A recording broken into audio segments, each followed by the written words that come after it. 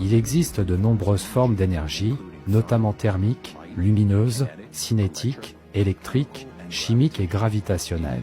Il existe une forme d'énergie moins connue dans l'univers appelée énergie du point zéro, qui contient beaucoup plus d'énergie dans un volume donné que les autres types d'énergie. Les physiciens Richard Feynman et John Wheeler ont calculé un jour que l'énergie du point zéro du vide est d'un ordre de grandeur supérieur à celle de l'énergie nucléaire. En fait, l'espace à l'intérieur d'une ampoule électrique contient suffisamment d'énergie provenant du champ du point zéro pour faire bouillir les océans du monde entier. Nous ne remarquons pas l'énergie du point zéro parce que nous existons en son sein. C'est l'état fondamental de la matière et de l'énergie. Certains physiciens ont une théorie selon laquelle elle est à la base de la gravité et de l'inertie. En 1875, Wesley Gary a fait la démonstration d'un mécanisme qui générait sa propre énergie, une sorte de machine à mouvement perpétuel. Vers 1925, le chercheur Lester Andershaw découvre qu'il peut créer des oscillations magnétiques dans une barre de fer placée en face d'un aimant permanent et de quelques bobines électromagnétiques.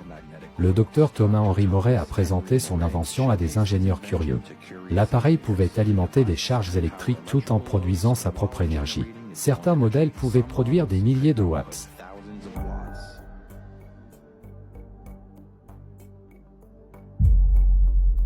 Pendant des centaines d'années, de nombreuses tentatives pour intégrer de tels appareils dans notre vie quotidienne ont échoué en raison de la suppression artificielle du développement scientifique et technologique.